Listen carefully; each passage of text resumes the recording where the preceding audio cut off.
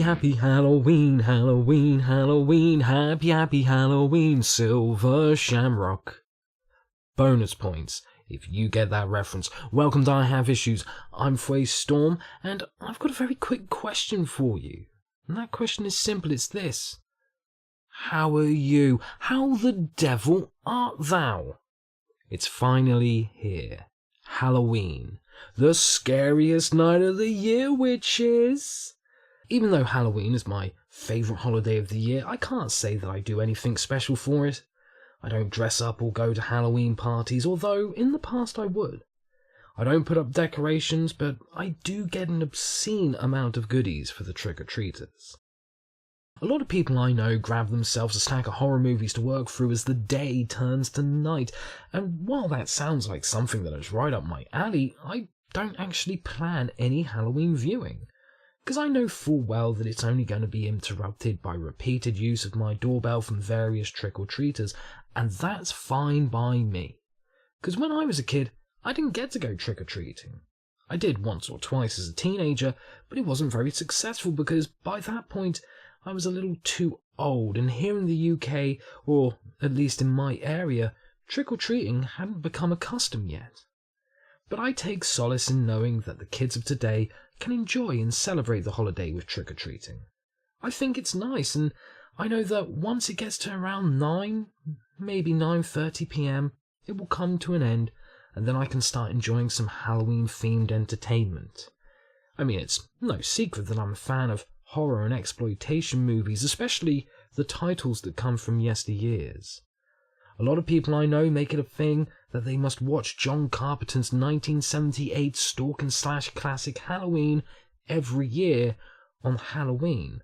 Now, I love that movie. I think it's an absolute classic, but I've never actually watched it on Halloween. And I don't think you're any less of a horror fan if you don't watch it on Halloween, but that's just me. I like my selections to be spontaneous on the night, although I haven't ruled out a Twilight Zone marathon. That option is always available to me, regardless of the time of year. But there is something about watching those classic black and white stories come Halloween. Last year was one of my favourite Halloweens. I don't like the cold weather, and boy was it cold last year. The clocks had already been turned back by an hour, so the darkness of the evening was bleeding in a little earlier with each day that passed, which is something else that I'm not exactly a fan of. But all that didn't matter. It was Halloween, and it felt like something was missing. A couple of years previously, I'd subscribed to a monthly mystery subscription box known as Horrorblock. It was one of the many choices you had from a company who called themselves Nerdblock. I used to get that and the comic block too. And while the delivery dates for each box were a little unpredictable, especially as it had to be shipped from Canada to the UK, it was always a guarantee that Horrorblock would arrive on Halloween. And it helped make Halloween that little bit more special for me. But last year, in the ass end of the summer, Nerdblock experienced some financial difficulties. The company had bitten off more than they could chew and made a few decisions that weren't very wise, and it wasn't long before the end of Nerdblock was nigh, which meant that it was going to be the first year since subscribing that I wouldn't receive a Horrorblock on Halloween. I won't lie to you, I was a little bummed out by this. In the short time that I was subscribed to the service, it had become a tradition that Horrorblock would arrive on Halloween. But instead of being greeted that morning with a brand new Horrorblock, I was instead greeted to yet more news of outrage culture, finding something offensive and demanding that it be changed or erased. I've made it clear in the past I don't like political correctness or outrage culture, and boy does it get under my skin like a splinter that you just can't seem to remove no matter how hard you dig.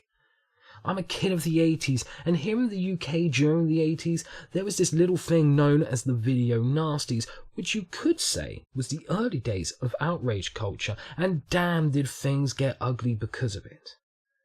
But that's a subject for another day. My point is this. I've seen firsthand how destructive and oppressive outrage culture and censorship can be, and I will never be a fan of it. But that's neither here nor there. The fact of the matter is, last year Halloween started and it didn't feel like Halloween. There was no horror block on the way for me to enjoy, and everywhere I turned, all I could hear was the parroting of voices that claimed so many things to be utterly offensive and vile and blah, blah, blah. It was a case of same shit, different day. I just wanted to get the day over and done with, so I sat down, ignored the world the best I could, and got some writing and drawing done. The hours rolled by on the face of the clock on my wall, and as it got closer and closer to 5 p.m, I was aware that soon the trick-or-treating would begin, and I would have to be on guard, ready to leap into action the moment my doorbell rang. But 5 p.m. came and went, and there wasn't a sound. 6 p.m. came and went, and still nothing. By the time 7 p.m. graced me with its presence, I thought to myself, great, no one's trick-or-treating tonight. This Halloween sucks ass.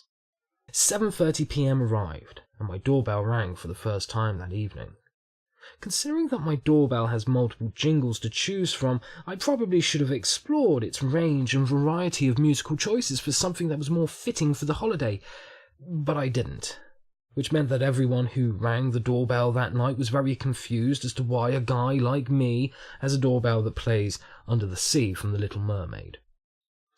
I got to the door, picked up the bowl of candy and other goodies that I had close by for the occasion, and as I pulled the door open, I saw a young lad, no more than 5 or 6 years old, dressed as a zombie, lurching towards me while expelling a rather loud roar. And stood next to him was his mother, who wasn't in a costume. She was just holding her son's bag of goodies and smirking. Now, when it comes to the younger trick-or-treaters like this lad, I feign being scared. It always gives them a chuckle and a little bit of a confidence boost, and it's just a bit of fun. So as he roared, I jolted my body, put the palm of my hand against my chest, and acted scared while chuckling and praising the kid, stating that he got me good. I held the bowl out for him, told him to take a couple of treats, which he did slowly, because the agony of choice was just too much for him. He then surprised me with the command of, "Ask me where I've come from." This request confused me for a brief moment while the mother chuckled to herself, and before long I said, "Okay, where have you come from?" And without hesitation he leaned forward and yelled, "I've come from the graveyard! Rah!" I couldn't control my laughter. I thought it was so cool that this little kid got into the spirit of things. That's when his mother chimed in and said, "The weird thing is, he isn't lying. We live in a house that overlooks a graveyard." My laughter stopped, and a little bit of jealousy kicked in. There is a very beautiful cemetery near where I live, and I have passed it on many occasions, and while some look at it with sadness as the dead sleep protected by tombstones and effigies, I look at it and feel that it is a beautiful looking place. Yes, it is sad to be reminded of all those people who once lived not being with us anymore, but that doesn't change the fact that I see it and I think to myself, I'd have no problem waking up every day and looking out of my window to see this cemetery. But I don't grumble, because most mornings I wake up, look out of my bedroom window, and I watch my foxes as they snooze or play in the sunshine, and that's an amazing sight that I will never get bored of. I wished the young man a happy Halloween and the same to his mother, and then I closed the door with a smile on my face. It looked like Halloween wasn't going to be that bad after all. As the evening continued, my doorbell rang multiple times, and with each ring of the doorbell, the more enthusiastic I was about leaping into action and sharing some tasty treats with the visitors who waited patiently at my door. There was a wide variety and range of costumes. There were zombies, vampires, mummies, witches, and even princesses. 9:30 came, and the doorbell had stopped ringing. There was still a large amount of treats in the bowl I had kept by my front door, and I was ready to unwind, catch a movie or two, and treat myself to a candy bar if I felt the need. But then, as I sat down, the doorbell rang one last time. Most people in my position at that point would have grumbled, but I didn't. I just got up, grabbed the bowl of treats, and opened the door. As the trapped air from between my door and the door frame hissed while I swung the door open, I saw 2 little princesses standing in front of me, no older than 9, and stood behind them was a young man around 15 years of age. The princesses, in gentle voices, said, "Trick or treat," and the young man behind them said the same, but he only had one volume setting for his voice, and that setting was about 5,000 decibels. His costume was a t-shirt, one that replicated the Good Guy Doll shirt from the infamous Child's Play movies, a series that I am a fan of, although I do all that I can to forget that Seed of Chucky ever existed. I have a tattoo of Chucky on my right bicep, and I share my birthday with actor Brad Dourif, who voices Chucky, a little fact that I'm probably a little too proud of. I complimented the girls on their costumes with sincerity, as they were truly wonderful costumes, but I also made sure to compliment the young man on his choice of costume, because I could tell by his booming declaration of trick or treat that this young man had a mental handicap. You see, I was born the youngest of 4 children, and the eldest was born with a severe mental disability, which made me a young carer, a task that is not easy by any standard. Which means that while I do still have the occasional bit of trouble identifying those with mental disabilities, 9 times out of 10 I'm successful with my diagnosis, thanks to experience and education. I could see that this young man, while he held the frame of a 15-year-old male, was in fact the mental age of about 5 years old, and when I looked into his eyes and told him that I thought his costume was the best I had seen during the entirety of Hallows' Eve, he looked at me, besotted. Something that can easily make others feel uncomfortable, but not me. I know full well the treatment that those with mental disabilities receive from strangers can be cruel and unnecessary, because strangers lack the understanding and patience and information necessary. And when someone like my older sibling or this young gentleman gets just a tiny piece of sincere niceness from someone else, they become besotted with them in that moment, and they want to savour it, if not experience more. I held the bowl and took a knee so that I could be on the same level as the princesses, and told them that they could take 2 candy bars each, which they did, and I must say that their manners were second to none. They didn't just dress up as princesses, they acted like princesses too. I then raised back up and held the bowl out in front of the mentally disabled young man and told him the same. He could take 2 candy bars. At that point his stare switched from my face to the contents of the bowl, and he slowly put his hand in and pulled out 2 candy bars, one of which was a penguin bar. You see, over here in the UK, if you're unfamiliar with our selection of chocolates and candies, we have a brand of chocolate biscuit bars called Penguin. The commercials from yesteryears advertising this particular product always featured footage of penguins and quickly coined the slogan, "Pick up a penguin." But they were also known for having a joke or a riddle printed on the wrapper. Where the joining flap of the packaging was located on the back of the bar would be the setup or question, and upon lifting the flap you would see the answer or punchline, and it's been that way for as long as I can remember. The young man noticed that he had picked up a penguin and gasped in sudden delight before exclaiming that penguins were his favourite candy bars. I smiled and said, "They're my favourite too, buddy." He then quickly flipped the bar over in his hand and saw that there was the setup for a joke, waiting for him to read it before discovering the punchline, and he gasped again. He declared that he was extra happy, not only because he got a free candy bar that he enjoyed over every other type of candy bar, but because he got the bonus of a free joke on the wrapper. I told him that the joke was my favourite part too. Now, this wasn't the case, but he didn't know that, and he didn't need to. He was too busy smiling, and his smile was so large and wide that it made the Cheshire Cat look like a manic depressive with suicidal tendencies. I wished the young man and the pair of princesses a happy Halloween and told them to stay safe. They thanked me for my time and generosity, and instead of seeing the princesses skip away, I saw this young man skip away while the princesses tried to keep up with him. My front door hissed again as it closed, forcing the air that was lodged between it and the door frame to disperse for the final time that Halloween. I could have forgotten all about the moments I shared with the last group of visitors who had come to my front door that evening. I could have sat down with some chocolate and candy of my own while feeding my eyes with visual storytelling from such greats like David Cronenberg, David Lynch, John Carpenter, Tobe Hooper, or any of the other great horror directors to have graced the silver screen with their tales.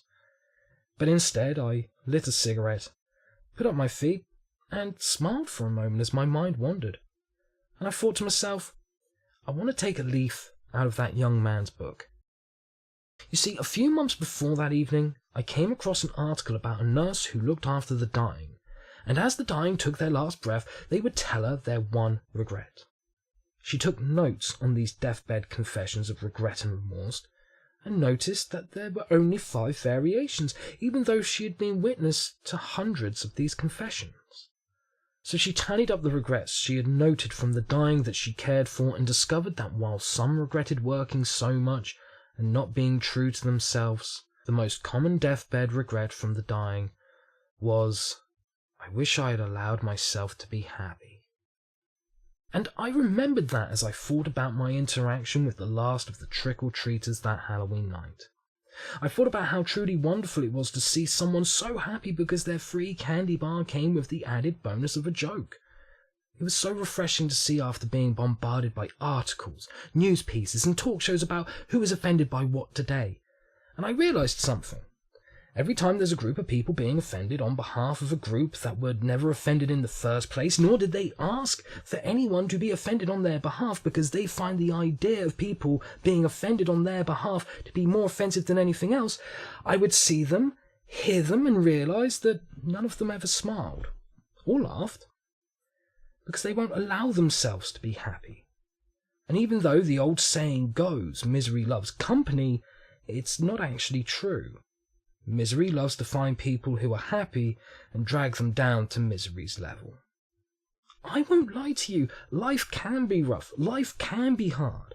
None of us were born with a roadmap for life, and we all have to fight our own battles at some point, even if those battles are against the demons that live inside of us each and every day.